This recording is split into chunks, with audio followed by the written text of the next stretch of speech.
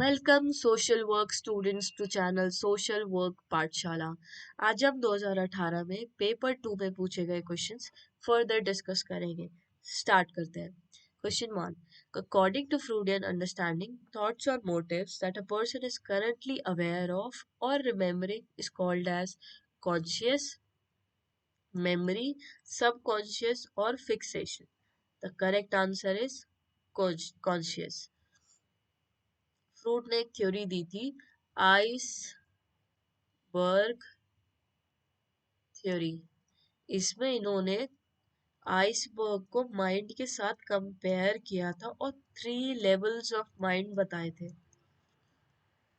Levels of mind, एक था conscious level, एक सब कॉन्शियस लेवल और अनकॉन्शियस लेवल। इन्होंने ये कहा था कि जो पार्ट विजिबल होता है आइसबर्ग में, विजिबल होता है, उसको उन्होंने कहा था कॉन्शियस माइंड। और जो पार्ट सबमर्ज्ड होता है पानी में और थोड़ा लेस विजिबल होता है, उन्होंने कहा था उसको बोलते हैं सब कॉन्शियस लेवल। और जो अनकॉन्शियस लेवल है, जो बिल्कुल विजिबल नहीं होता आईज को, उसको उन्होंने कहा था अनकॉन्शियस लेवल। ये तीनों ही लेवल हमारी पर्सनालिटी को डिफाइन करते हैं। They define our personality. Conscious level को हिंदी में सचेत मन भी कहा जाता है और सब कॉन्शियस लेवल को अवचेतन मन भी कहा गया है और अनकॉन्शियस लेवल को अचेत मन भी कहा है। कॉन्शियस माइंड वो होता है जिसमें हम अवेयर होते हैं अपने थॉट से, अपनी परसेप्शन से। जो हम कर रहे हैं वो हमें पता है, वो हमारे थॉट्स जो है वो हमें पता है। सब कॉन्शियस माइंड में वो होता है जो हमारे मेमोरी में है और जब जोर डालते हैं तो वो हमें याद आ जाता है। जैसे आपको कोई नंबर याद करना हो, कोई नंबर आपको याद करना है ABCD, तो आपको वो मेमोरी में तो स्टोर्ड है, बट आप जब माइंड पर जोर डालते हो तो वो आपको याद आ जाता है। ऐसे ही अनकॉन्शियस माइंड, फ्रूट के हिसाब से माइंड का सबसे बड़ा पार्ट, जिसमें बहुत सारी चीजें होती हैं, जैसे फियर्स होते हैं, वॉयलेंट मोटिव्स होते हैं, सेक्सुअल डिजायर्स होते हैं, इरेशनल विशेस होती हैं, immoral urges, shameful experiences, selfish need, ये सब कुछ अनकॉन्शियस लेवल में ही आता है। ये माइंड का सबसे बड़ा पार्ट है एज पर फ्रूट। इन्होंने इसके लिए इस कंसेप्ट के लिए एक कोट भी किया था कि the mind is like an iceberg,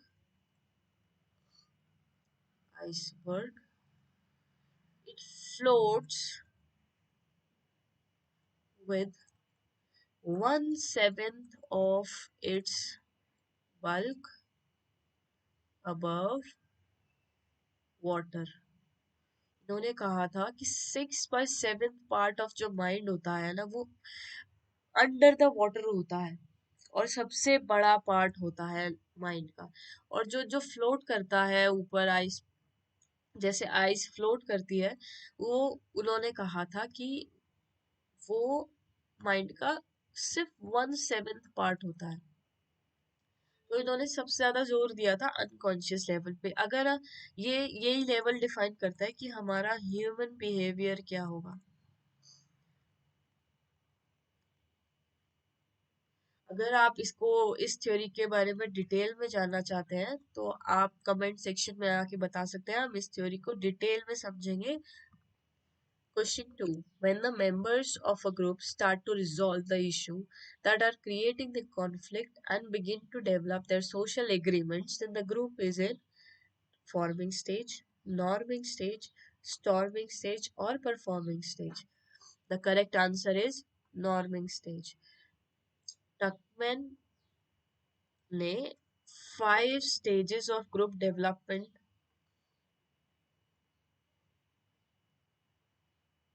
बताए थे। सबसे पहला स्टेज आता है फॉर्मिंग स्टेज, जब ग्रुप फॉर्म होता है। उसके बाद आया था स्टॉर्मिंग स्टेज। उसके बाद आता है नॉर्मिंग स्टेज, उसके बाद आता है परफॉर्मिंग स्टेज, और उसके बाद एडजर्निंग स्टेज। जब ग्रुप खत्म हो जाता है, तो इन्होंने ये कहा था कि जो नॉर्मिंग स्टेज होती है ना, उसमें एग्रीमेंट और कंसेंसस होता है, और फिर सारे रोल्स एंड रिस्पॉन्सिबिलिटीज फिक्स होते हैं। इसका मतलब ये है कि इस स्टेज पर एक नॉर्म सेट हो जाता है ग्रुप में। स्टॉर्मिंग में तो बहुत मतभेद भी होते हैं, बहुत डिफरेंसेस होते हैं ग्रुप में। इसके बाद इस स्टेज में आकर, नॉर्मिंग स्टेज में, एक सब कुछ काइंड ऑफ नॉर्मल हो जाता है, सब कुछ एग्रीमेंट हो जाता है सब में, उन्हें पता चल जाता है हमें इस ग्रुप का पार्ट है और हमें ये रिस्पॉन्सिबिलिटी फुलफिल करनी है। तो एज पर question, when the members of a group start to resolve their issue that are creating the conflict, resolve कर लेते हैं, एग्रीमेंट हो जाता है, and begin to develop their social agreement, agreement हो जाता है, and then the group is in norming stage, एक नॉर्म काइंड ऑफ डेवलप हो जाता है। Question 3. Which of the following is not a sub-model of social action given by Brito? Legislative action model, sanction model, direct physical model, or social goals model? The correct answer is social goals model. ब्रीटो ने दो type के model, social action model दिए थे, elitist और popular. इन्होंने इसको सब categorise किया था, एलिटिस्ट को legislative action model, economic sanction model और डायरेक्ट फिजिकल मॉडल। और पॉपुलर सैंक्शन मॉडल को इन्होंने तीन पार्ट्स में डिवाइड किया था, कंसाइटाइजेशन मॉडल, डायलेक्टिकल मोबिलाइजेशन मॉडल और डायरेक्ट मोबिलाइजेशन मॉडल। तो sanction model is given in the question, direct physical model, legislative action model is given, but social goals model is not given. So ब्रीटो ने ये वाला model नहीं दिया था। Trafficking is a form of hate crime, organized crime, violent crime और property crime. The correct answer is organized crime. Hate crime कुछ है नहीं, इसको eliminate कर सकते हो, crime से सब कोई हेट ही करता है। वॉयलेंट क्राइम का भी कोई मतलब नहीं है, और प्रॉपर्टी क्राइम का भी कोई मतलब नहीं है। ऑर्गेनाइज्ड क्राइम का मतलब ये है कि जो भी ह्यूमन ट्रैफिकिंग करते हैं ना, वो बिल्कुल ही सोच समझ कर स्टेप्स लेते हैं, बिल्कुल ऑर्गेनाइज्ड होता है उनका काम, तो इसलिए organised crime. Human trafficking is the unlawful act of transporting or coercing people in order to benefit from their work or service, typically in the form of forced labor or sexual exploitation. तो ये unlawful activity है जिसमें transport किया जाता है, किसी को जबरन किसी से बेनिफिट लिया जाता है, या तो फ्रॉम वर्क और service, typical in the form of forced labour और सेक्सुअल एक्सप्लॉयटेशन। तो ह्यूमन ट्रैफिकिंग इसको कहते हैं। Question 5. Which among the following British Governor General was associated with the abolition of sati in India? Lord William Bentinck, Lord Ripon, Lord John Shore, Lord Wellesley. The correct answer is Lord William Bentinck. Sati was the practice of immolation of a Hindu on the death of her husband in his funeral pyre. इसमें अगर किसी का पति मर जाता था, तो उसको उसी की फिनरल पायर में जला दिया जाता था या जलने पर मजबूर कर दिया जाता था। इस प्रैक्टिस को सती कहा गया है। इसके लिए सबसे पहले राजा राम मोहन रॉय इसके अगेंस्ट खड़े हुए। इन्होंने इसके अगेंस्ट बहुत सारे कैंपेन्स किए और लोगों को समझाया कि ऐसा कुछ भी मेंशन नहीं है वेदास में और एंशिएंट हिंदू स्क्रिप्चर्स में, सती का कोई भी लिखा नहीं गया है, कुछ भी बोला नहीं गया है उसमें।